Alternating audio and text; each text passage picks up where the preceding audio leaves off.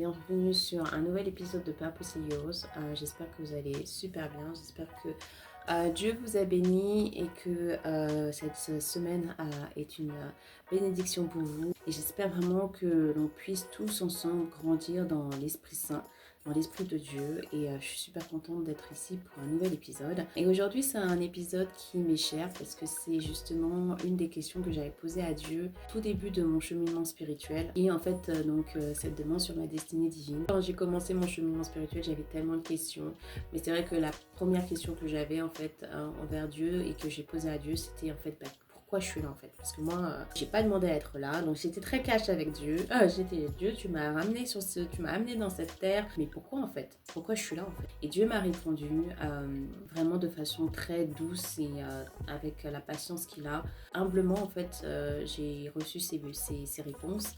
Et aujourd'hui, j'ai envie de vraiment parler de ce sujet qui me tient énormément à cœur et qui est l'objet de mon podcast parce que sans les réponses que Dieu m'a données, en fait, sans ces réponses-là, en fait, j'aurais pas eu de ce podcast, je serais pas là devant la caméra à vous parler aujourd'hui de la raison pour laquelle je suis là. Et je suis honorée en fait d'être là aujourd'hui et de pouvoir en fait partager mes révélations et de parler ouvertement et aussi avec confidence de ce qui est une destinée divine. Et expliquer aussi pourquoi en fait on a tous une destinée divine.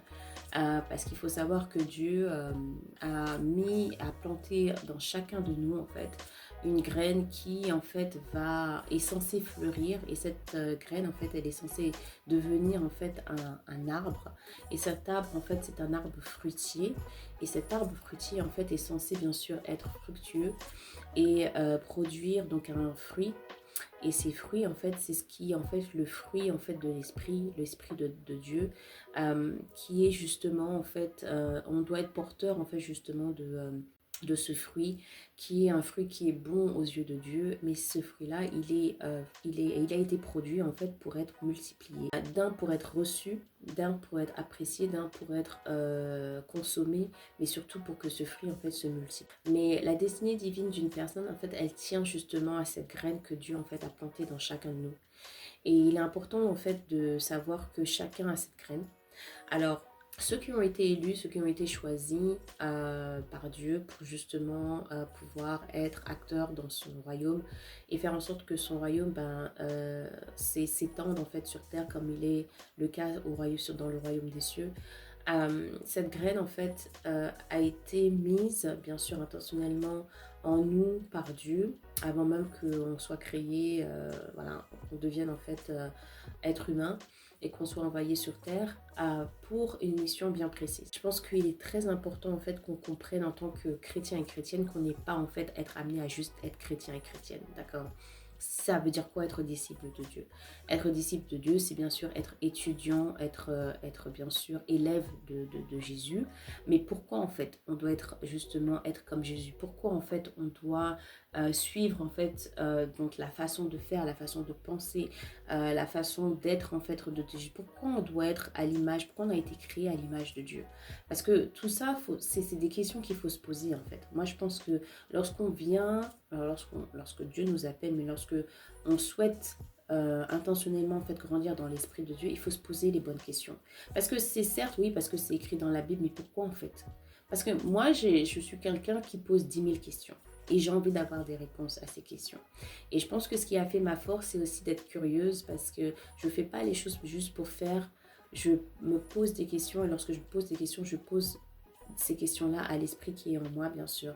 Parce que lorsqu'on se pose des questions, on a cette conversation qui est interne et qui, en fait, est une conversation qui se fait entre mon esprit à moi et l'esprit de Dieu. C'est pour ça que le Saint-Esprit est là, est un esprit qui enseigne, qui aussi nous apporte conseil. Lorsque notre esprit est en interaction avec le Saint-Esprit qui est en nous, en fait, on a ces réponses. Lorsqu'on pose ces questions au Saint-Esprit, on reçoit ces réponses du Saint-Esprit. C'est pour ça que le Saint-Esprit est enseignant, en fait, comme le disait Jésus. Donc, pour revenir au sujet de la destinée divine, c'est un sujet pour moi qui est un sujet qui me tient énormément à cœur. parce que c'est le sujet premier que voilà, j'ai commencé à avoir ces discussions avec Dieu et Dieu m'a répondu en fonction de la capacité que j'avais à recevoir, progressivement bien sûr. Et comme j'étais vraiment avide à vouloir recevoir des questions, eh bien j'ai tout fait pour que ma capacité en fait elle s'accroît, pour que je puisse recevoir encore plus de Dieu. Et moi, ce que j'ai à vous conseiller, c'est que lorsque vous êtes chrétien, lorsque vous êtes dans ce cheminement spirituel, lorsque vous êtes même pas sûr d'être chrétien, mais que vous avez cette envie en fait de savoir, en fait pourquoi j'ai été créé, pourquoi en fait, pourquoi je suis là en fait, qu'est-ce qui résume à ma vie en fait. Parce que, soit parce que moi j'étais aussi, comme j'expliquais dans mon ancienne vidéo, que j'étais dans la frénésie de faire 10 000 choses. Je faisais, j'avais mon job, j'avais ma carrière que j'aimais beaucoup. J'avais aussi mon petit business en tant que coach que j'aimais énormément, mais j'étais exténuée, j'étais fatiguée mentalement, psychologiquement, émotionnellement, j'étais fatiguée. Dieu est venu bien sûr à ce moment-là où j'étais très occupée, parce qu'il faut savoir que Dieu vient généralement aux personnes lorsqu'ils sont très occupés et que il vient pour une raison bien précise. Il veut que en fait on lui prête attention. Dans toutes ces distractions qu'on a, qui fait notre vie, il veut qu'on lâche tout pour qu'on le suive en fait. C'est lorsque Pierre était en train de pêcher et que lorsqu'il était en train de pêcher, ce jour-ci, en fait, lorsqu'il pêchait, il n'arrivait pas à prendre des poissons. Il n'y avait rien, en fait, dans son filet. Jésus est venu à lui. Il était occupé, mais malgré tout, il y a quelque chose qui ne fonctionnait pas. On est tellement impliqué dans nos professions, dans notre carrière ou dans nos business, dans nos entreprises. Et c'est à ce moment-là, et c'est ce que j'ai compris avec Dieu, c'est que c'est à ce moment-là que Dieu vient vers nous. Parce qu'il veut qu'on lâche tout. Parce que Dieu veut voir aussi le niveau de sacrifice que vous allez lui donner. Est-ce que tu vas dire non à ton business? Est-ce que tu vas dire non à ta carrière qui est florissante, à ta carrière où tu gagnes bien? Est-ce que tu vas dire non à cette vie en fait, qui pour toi en fait t'amène quelque part, mais pour Dieu c'est très bien que tu vas nulle part. Sans lui c'est impossible de rentrer dans le succès. Il y a le succès de ce monde, qui est de gagner sa vie, d'avoir un bon salaire, d'avoir une belle carrière, d'avoir un bon job, d'être bien établi, d'avoir une petite maison tranquille, pépère, d'avoir une vie tranquille. Aux yeux du monde, on est waouh, t'as réussi là. Tes études, t'as été diplômé, t'as ta petite vie pépère, t'as ton petit salaire tranquille, t'as un salaire qui est correct, même bien pour certains, qui paye les factures. Ça te permet de voyager vers telle ou telle destination, de faire des plans et tout machin. Mais il faut savoir que si tout ça, ça n'a pas été en fait orchestré et bien sûr écrit par Dieu, et si vous vivez une vie qui n'a pas été ordonnée par Dieu, eh bien, c'est pas une vie à succès. C'est une vie dans l'échec. Parce qu'il faut savoir qu'on a été envoyé sur Terre pour une mission bien précise. Et si cette mission, elle est différente ou elle diffère de ce que Dieu nous a ordonné de faire, eh bien sûr, on n'est pas dans le succès. On n'est pas dans l'assignement que Dieu nous a donné, que Dieu a prédestiné pour nous. Donc, c'est important de connaître en fait l'importance ultime de la destinée divine d'un chrétien, d'une chrétienne, d'un disciple de Dieu, de celui qui a été choisi, élu par Dieu. Parce que sinon, on passe complètement à côté de ce que Dieu a prédestiné pour nous. Et malheureusement, eh bien, on vit une vie qui est une vie à échec. Une vie qui n'a pas été en fait prédestinée par Dieu. Moi, je l'ai bien comprise parce qu'en fait, quand j'ai analysé ma vie, j'ai tout de suite compris qu'il y avait quelque chose qui manquait. Et pas forcément en 2023 lorsque mon cheminement spirituel a commencé, mais progressivement. C'est-à-dire que j'étais en quête en fait de trouver cette satisfaction que j'arrivais pas à avoir. C'est-à-dire que même si je gagnais bien ma vie, même si mon boulot, ma carrière, c'est ce que j'aimais faire, j'étais dans le marketing, j'adore le marketing, je gagnais très très bien ma vie. Je faisais un petit business, donc j'étais coach et j'ai toujours voulu être coach depuis Covid. Je suis devenue coach en 2021. Il me manquait quelque chose. Et ce quelque chose, je savais pas comment l'assouvir en fait. Et c'est lorsque Dieu est venu en 2023 que les choses ont vraiment changé pour moi. Donc, j'ai envie de vous dire, si vous êtes vraiment dans une situation où vous vous posez les bonnes questions qui sont: pourquoi je suis là? Pourquoi Dieu m'a créé? Quelle est ma destinée? Quel est mon assignement? Quel est mon mandat en fait sur Terre? Parce que la Bible dit qu'on est dans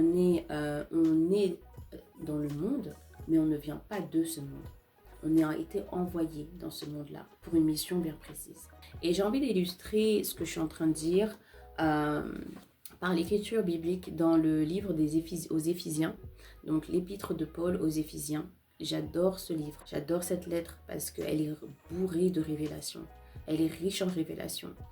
Et cette lettre, épître de Paul aux Éphésiens, et j'ai envie de lire donc dans le chapitre 1, verset 4, et je vous invite à le lire, qui est en fait, et qui dit « En lui, Dieu nous a élus avant la fondation du monde, pour que nous soyons saints et irrépréhensibles devant lui. » Je répète, « En lui, Dieu nous a élus avant la fondation du monde, pour que nous soyons saints et irrépréhensibles devant lui. » Donc, lorsqu'on se pose les questions, qu'est-ce que ce verset veut dire? En lui, nous a élus avant la fondation du monde. C'est-à-dire qu'il nous a choisis, il nous a élus avant que même la terre soit terre, avant que le royaume des cieux soit créé. Avant que Dieu, en fait, crée quoi que ce soit, il nous a déjà élus. Donc, le fait que Dieu nous a élus et nous a choisis, c'est pas parce que, en fait, dès que Dieu nous a appelés, en fait, non, il nous a élus bien avant que la terre soit terre. C'est un truc de dingue.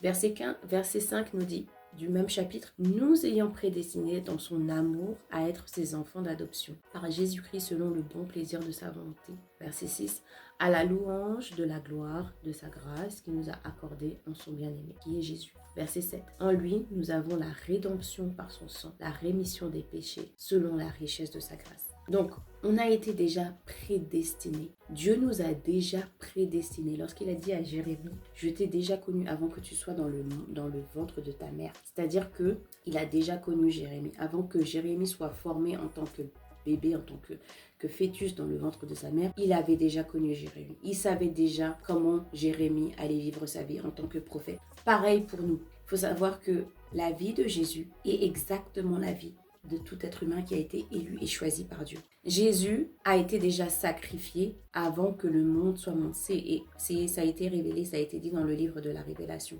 le livre de l'Apocalypse, pardon. Dieu a déjà sacrifié Jésus sur la croix avant que même Jésus ne vienne à un temps précis pour être sacrifié. Tout ça, ça a déjà été fait. Dieu a déjà écrit la fin avant le début. Dieu nous a déjà connus avant qu'on soit être humain. Donc, notre destinée divine, elle est en Dieu.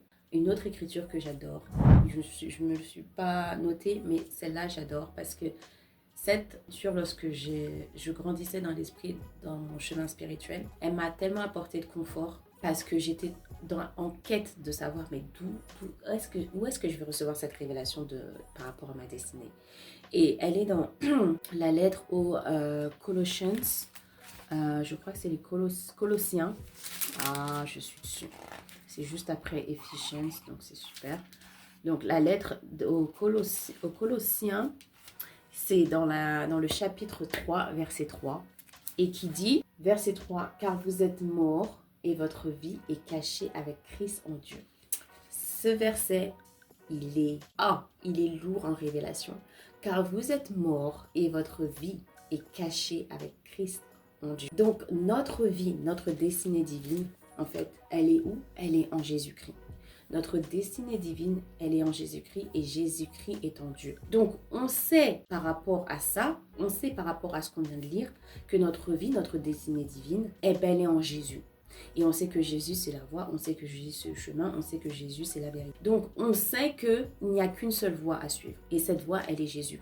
Et que non seulement ça nous dit également que la révélation de pourquoi on a été créé, la révélation de pourquoi on est sur Terre, la révélation de notre mission sur Terre, notre mission divine, bien sûr, pas notre mission qu'on nous donne, que la société nous a donnée, que nos parents nous a demandé de faire, mais la révélation divine de la fondation de notre création, elle réside en Jésus-Christ. Donc si vous vous posez la question, mais comment? Qui pourrait me donner cette révélation? Pourquoi j'ai été créé? Pourquoi ci, pourquoi ci, pourquoi ça? Eh bien, seule cette révélation peut être donnée par Jésus-Christ. Il faut savoir, et comme je l'ai toujours dit dans une de mes vidéos, le Saint-Esprit, son rôle, bien sûr, est de vous conseiller. Le Saint-Esprit est de vous enseigner. Le Saint-Esprit aussi est là pour vous conforter. Mais le Saint-Esprit aussi, son rôle, c'est de vous amener vers Jésus. C'est son rôle, de faire en sorte que le travail qu'il fait à l'intérieur de vous vous amène vers Jésus. Et Jésus vous révèle à Dieu. C'est pour ça que Jésus disait, mais si vous m'avez vu, vous avez vu Dieu. Mais si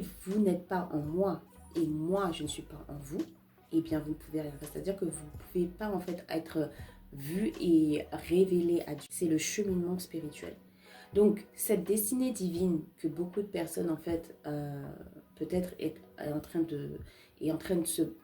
de chercher ou est en quête, en fait, de recevoir les révélations sur, elle est en Jésus. C'est très important parce que, honnêtement, moi, je me suis posé 10 000 questions sur, mais en fait, pourquoi je suis là? Qu'est-ce que tu veux? Qu'est-ce que tu attends de moi, en fait? Parce que moi, bien sûr, je sais que tu es amour, je sais que tu es ici, je sais que tu es mon Père, je sais que tu es mon Seigneur, je sais que si, c'est ça.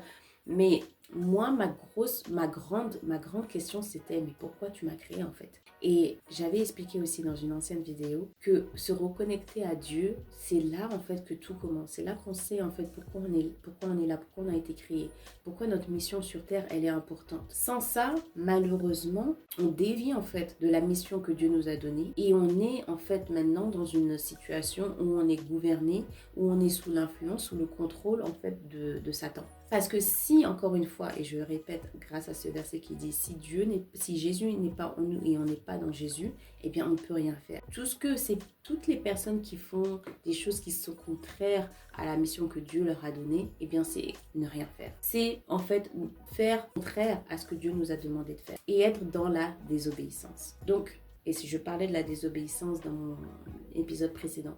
Donc, c'est très important de savoir pourquoi on est là. Parce que sans cette révélation, on n'aura pas cette satisfaction. On n'arrivera pas à assouvir justement cette satisfaction. On sera toujours en quête de faire autre chose ou de vouloir faire quelque chose qui pourrait assouvir cette satisfaction. Et j'ai appris ça de mon père spirituel qui disait que tout le monde sur cette terre, je vous assure que tout le monde sur cette terre est à la recherche de l'assouvissement en fait, de cette satisfaction. On veut être heureux, on veut être plein de vie, on veut être riche, on veut assouvir nos désirs, c'est-à-dire avoir une vie qui est à succès, une vie qui est comblée, une vie qui est sereine, une vie de paix, une vie d'amour. Je ne connais pas une personne qui souhaite vivre une vie bourrée d'échecs, ou vivre une vie malheureuse, ou vivre une vie de peine, ou vivre une vie qui n'est pas d'amour. Enfin, je ne connais pas une personne qui voudrait vivre ce genre de vie. Une vie misérable n'est pas une vie de chrétien, n'est pas une vie d'être disciple de Jésus-Christ. On veut une vie qui est comblée, une vie sereine, une vie pleine de joie, une vie de paix, une vie qui satisfait non seulement notre flèche, non seulement notre âme, mais surtout, et de plus important, c'est assouvir les désirs de Dieu. Parce que lorsqu'on assouvit ses désirs, on arrive à assouvir les nôtres, tout simplement. Ça va vice-versa. Mais la personne qu'on doit mettre en premier, c'est Dieu.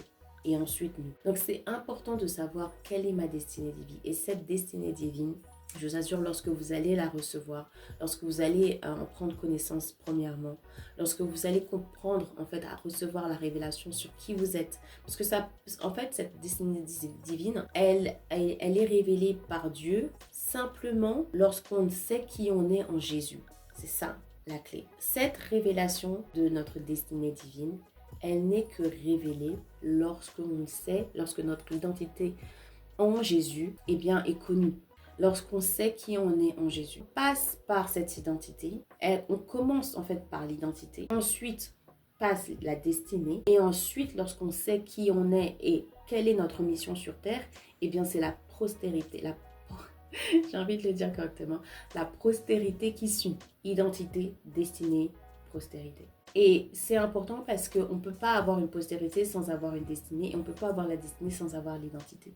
L'identité, c'est la première chose. La deuxième chose, c'est la destinée. Et ensuite, c'est la postérité. Donc, c'est important de savoir qui on est en Jésus. Et je ferai mon prochain épisode, c'est sur l'identité. Qui nous sommes en Jésus-Christ. Cette identité, elle est unique à chacun. Le fait de lire la Bible d'une façon reflète qui on est. La Bible est un miroir.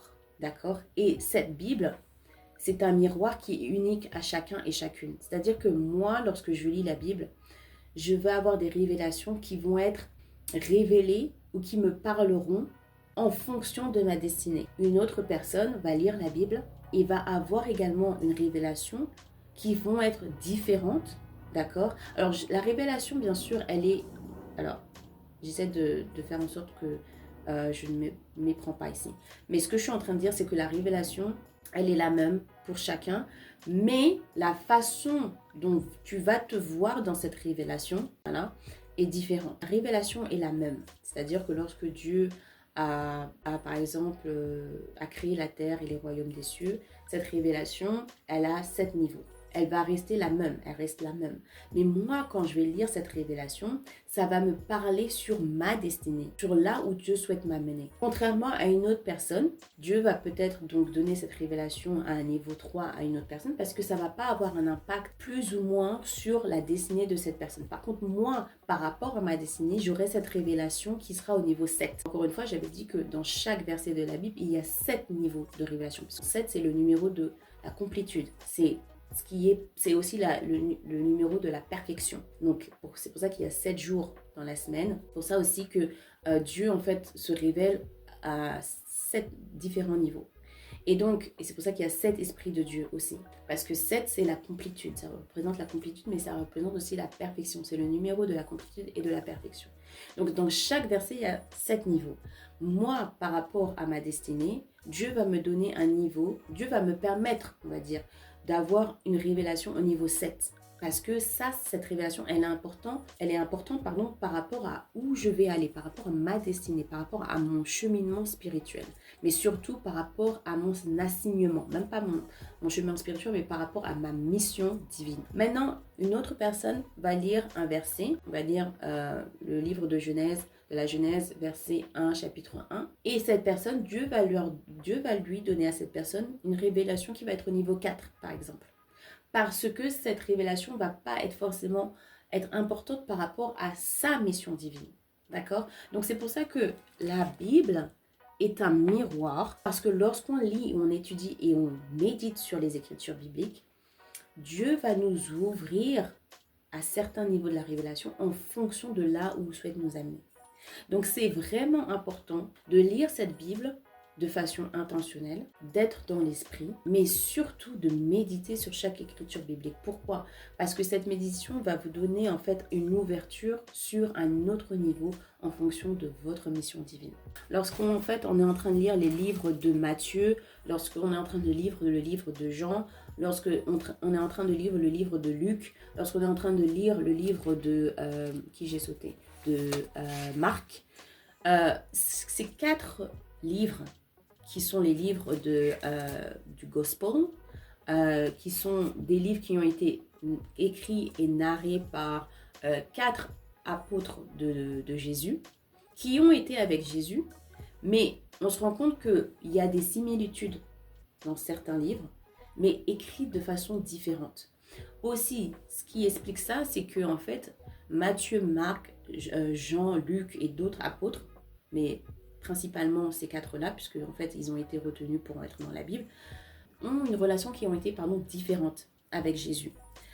Pierre a une relation qui était beaucoup plus, on va dire, intime et portée vers l'Église. C'est pour ça qu'il y a d'autres livres de Pierre dans le Nouveau Testament. Le livre de Jean est beaucoup plus riche. Pourquoi? Parce que Jean était on va dire, le préféré de Jésus. Il était toujours avec Jésus. Jésus, je pense, s'est confié beaucoup plus à Jean qu'à d'autres apôtres, que ce soit Matthieu ou Luc ou Marc. Jean a écrit le livre de l'Apocalypse. Donc, la relation qu'il a eue avec Jésus était complètement différente des autres. C'était un peu le chouchou de Jésus. Donc, c'était le confident de Jésus.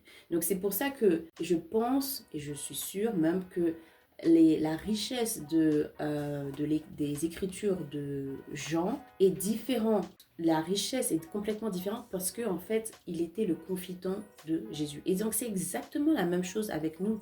C'est le niveau de relation qu'on va avoir avec Jésus qui est déterminé par la mission divine que Dieu nous a donnée.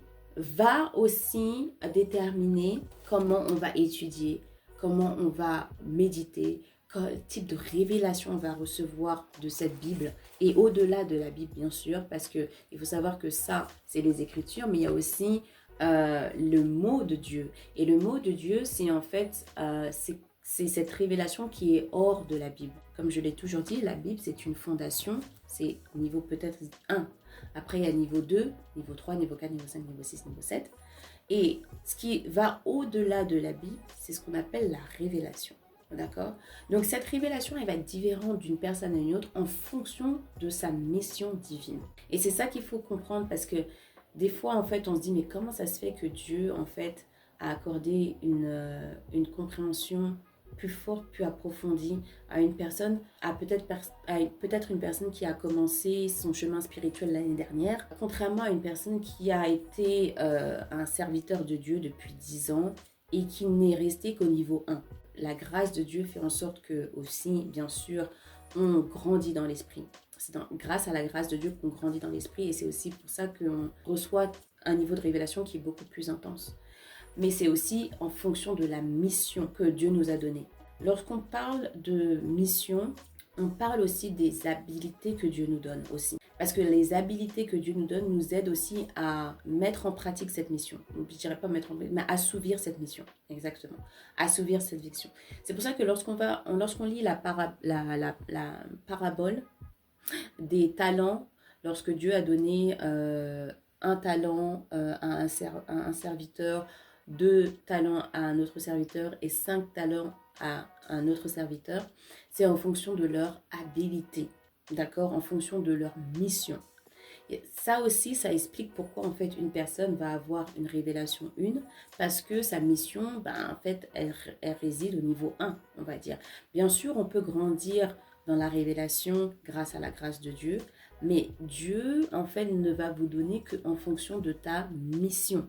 C'est pour ça que Jésus, sa mission était la mission la plus ultime d'être sacrifié sur la croix, et c'est pour ça qu'il a en fait porté les péchés en fait des pécheurs, de nous, et aussi a souffert parce que il a dû souffrir pour une mission bien précise, parce qu'il a été envoyé sur la terre pour assouvir une mission qui était de sauver l'humanité. Donc, quelle est la mission la plus ultime qu'une personne peut avoir après ça? Non, c'est la mission la plus ultime. Sauver le monde, le peuple de Dieu.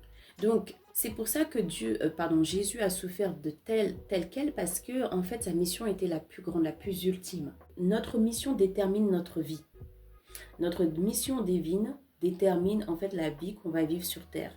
Et ce que Dieu va nous envoyer, c'est-à-dire les partenaires en Jésus, comme Jésus avait des partenaires, donc les disciples, les 12 apôtres, c'était donc les partenaires de Jésus pour l'amener justement à la croix et faire en sorte qu'il puisse nous livrer en fait ou délivrer en fait le Saint-Esprit pour nous, pour que nous soyons sauvés, mais non seulement ça, pour que nous soyons aussi, comme je lisais dans le chapitre des Éphésiens, qu'il y ait eu la rédemption des péchés. Donc tout ça a fait que Jésus a été crucifié sur la croix, a été porteur de nos péchés, a fait que tous les péchés ont été mis sur lui, toutes les maladies du monde ont été mises sur lui, pour que nous soyons quoi? Sauvés, que nous soyons guéris, que nous soyons riches, parce qu'il est devenu pauvre, que nous soyons acceptés, reconnectés à Dieu. Tout ça a fait que tout ce qu'il a vécu, tout ce qu'il a dû vivre, tout ce qu'il a dû endurer,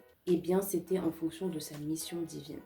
Et Dieu a fait qu'en fait, il puisse assouvir cette mission divine parce que Dieu le voulait, tout simplement. Parce que c'était sa mission. Jésus est le sauveur de chaque pécheur. Les questions qu'on se pose par rapport à la mission divine que Dieu nous a donnée ne peuvent être répondues que par Dieu, parce que c'est Dieu qui nous donne justement cette révélation, tout simplement. Comment recevoir la révélation de Dieu? Et ça, je vais le donner dans le 2e épisode. Je vais donner ce qui a fonctionné pour moi. Je vais vous donner les clés de ce qui a fonctionné pour moi pour recevoir la révélation, comment recevoir les réponses de Dieu. Parce que sans ça, on vit une vie de perdition, on vit une vie qui est nonchalante, on vit une vie qui est de ce monde. C'est pas ce que Dieu nous a demandé de faire. On passe à côté de la vie que Dieu nous a donné. Et on vit une vie qui est complètement dormante. On vit une vie qui est dans l'obscurité. On est bousculé par les événements de cette vie et malheureusement, on ne répond pas à l'appel de Dieu. Donc, dans le prochain épisode, je vais vous expliquer comment moi, j'ai réussi à recevoir ces révélations, si ça peut vous aider, et comment en fait se positionner pour justement recevoir cette révélation. En attendant, j'espère que cette vidéo, ce podcast, cet épisode a été une bénédiction pour vous. J'espère que ça vous a apporté les lumières spirituelles pour justement vous fortifier et vous édifier dans votre foi, dans votre chemin spirituel. Et je vous dis à la prochaine vidéo.